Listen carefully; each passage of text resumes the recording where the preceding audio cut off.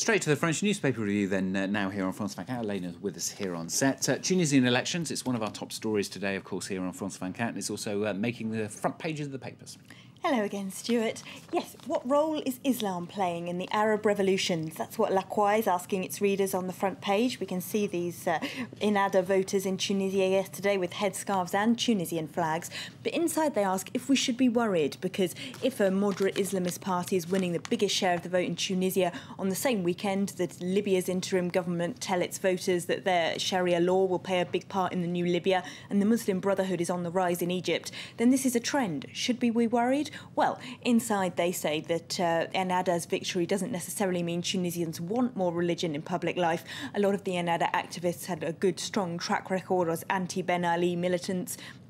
The party also benefited from not being linked to any of the discredited regime, unlike the parties it was up against. So it's not necessarily a victory for religion in Tunisia, at least.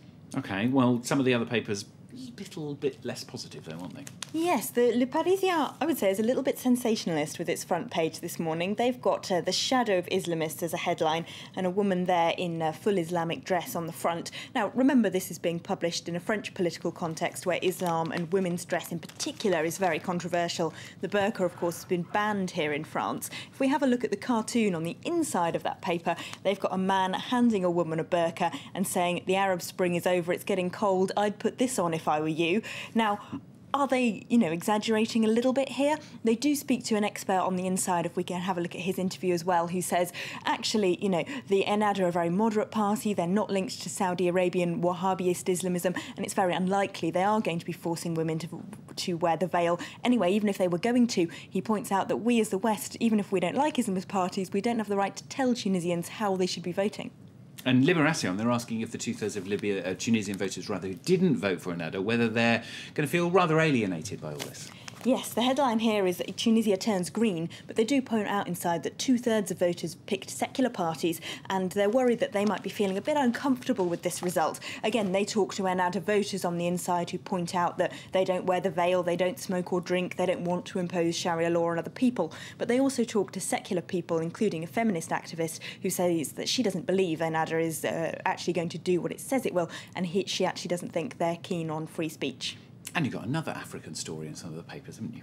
Yes, do you remember Robert Bourgi, the man who alleged that French presidents were taking suitcases of cash from African leaders? I do remember. You've mentioned him quite a few times before, haven't you? Yes, no, he's not gone away. He's in Libération again today. They say that his case seems to have died a death in the courts a bit. That's because all the accusations he's talking about date back to the 90s, and in France, for corruption allegations, if they're more than 5 years old, then they're timed out. But he also alleges in today's Libération that the socialists approached him in the 90s, asking if they could get some African cash that way. And the investigative website, Mediapart, they don't think that these shady French dealings in Africa ended in the 90s. No, they don't. They interview a businessman called Jacques Dupuy-Dobie. Now, he says he was tried and sentenced to 20 years in jail in Togo on corruption charges that were completely made up. He says the root of them came from the Sarkozy government, who were trying to get him out of Togo so that one of Sarkozy's close friends could take over his business interests in that country. They go on and on and on, get more and more complicated, don't they? Just time to mention as well, the newspapers themselves making the news. Yes, just quickly, 15,000 copies of La Tribune, François and Le Parisien were destroyed yesterday in front of the Journalists' Union offices here in Paris by protesting journalists. That's because those three papers are going to be cutting dozens of jobs. Of course, they're facing the same economic pressures as newspapers all over the world, unfortunately, but France's journalists seem to be a little bit more defiant than in lots of countries. Indeed they do. All right, Elena, thanks very much. That's Elena then with the French newspapers today.